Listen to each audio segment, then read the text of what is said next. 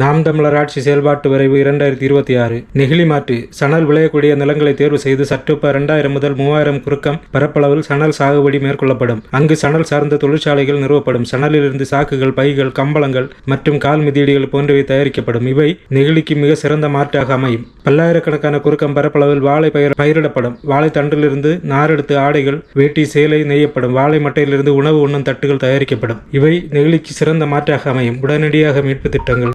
வேளாண்மையில் ஈடுபடுவோருக்கு போதிய நிலையான வருவாய் இருப்பதில்லை. அதனால் மாற்று தொழில் தேடி செல்கிறார்கள். இந்த நிலையை மாற்றி வேளாண் தொழிலில் நிலையான வருவாயை ஈட்டுவதற்கான திட்டங்களை நாம் தமிழர் அரசு செயல்படுத்தும். அதன் மூலம் வேளாண்மையை விட்டு வெளியேறிய அனைவரும் மீண்டும் வேளாண்மைக்கு திரும்பும் வாய்ப்பை ஏற்படுத்தி தருவோம். வேளாண் பொருட்கள் அதிக உற்பத்தியாகும் காலகட்டத்தில் விலை சரிவு ஏற்படுகிறது. இதனால் வேளாண் குடிகள் உற்பத்தி செலவை விட குறைந்த விலைக்கு பொருட்களை விற்க வேண்டிய அவல நிலை ஏற்படுகிறது. அவர்களுக்கான முழு உற்பத்தி செலவையும் ஈடுகட்டும் விதமாக விலையை நாம் தமிழர் அரசு நிர்ணயிக்கும் அல்லது அந்த தொகையை அரசே வேளாண் குடிகளுக்கு வழங்கும். தரிசு நிலங்கள் அனைத்தும் கணக்கெடுக்கப்படும். அந்த இடங்களில் வேளாண் குடிகளுக்கான கால்நடை பண்ணைகள் மற்றும் அந்த மண் தன்மைக்கேற்ப நவீன வேளாண் முறை உற்பத்தியை ஏற்படுத்துவோம். புதிய வேளாண் நிலங்கள் உருவாக்கப்படுவதன் மூலம் கூடுதல் உணவு உற்பத்தி மற்றும் வேலைவாய்ப்பு உருவாகும். வேலைவாய்ப்பும் ஏற்படும். பாசன முறைகள். வேளாண் நிலங்கள் தற்போதுள்ள வாய்க்கால்கள் பாசன முறைகள் மாற்றப்பட்டு அறிவியல் பூர்வமான சொட்டு நீர் பாசன முறை, தெளிப்பான் பாசன முறை, தூவி பாசன முறை போன்ற முறைகளை அறிமுகம் செய்து குறைந்த நீர் செலவில் நிறைவான வேளாண்மை செய்ய வகை செய்யப்படும். வெப்ப உணர்வு மூலம் பயிர்களின் வாட்ட அறிகுறிகளை முன்கூட்டியே கண்டறிந்து தேவைப்படும் பயிர்களுக்கு மட்டும் துல்லியமாக நீர் வழங்கும் நவீன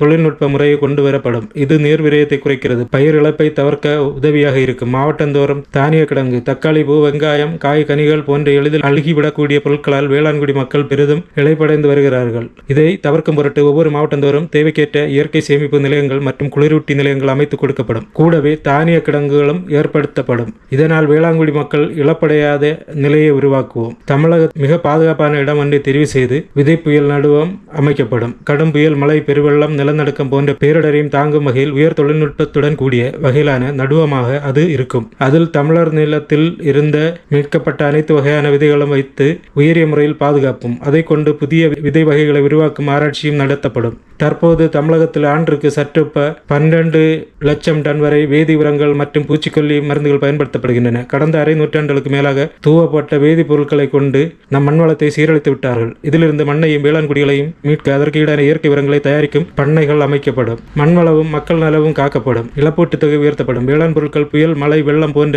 இயற்கை சீரழிவில் சிக்கி பாதிக்கும் போது அரசு குறிப்பிட்ட தொகையை இழப்பீடாக வழங்கி வருகிறது. நாம் தமிழர் ஆட்சி வேளாண் குடிகள் முந்தைய ஆண்டு எவ்வளவு வருவாயை ஈட்டினார்களோ அதே அளவிலான தொகையை இழப்பீட்டு நிதியாக அளிக்கும். பண்ணை தொழில் மற்றும் கால்நடை வளர்த்தல் உள்ளிட்ட அனைத்து வேளாண் பணிகளும் கணினி கட்டுப்பாட்டுடன் மேம்படுத்தப்படும். வேளாண் தொழிலை சார்ந்த அனைவரும் ஆண்டுக்கு சில மாதங்கள் வேலையற்று இருக்கும் நிலை ஏற்படுகிறது. காலகட்டங்களில் அவர்களுக்கு நிதியுதவி வழங்கப்படும். 60 வயது மேற்பட்ட வேளாண் குடிகளுக்கு மாதாந்திர ஓய்வூதியம் வழங்கப்படும்.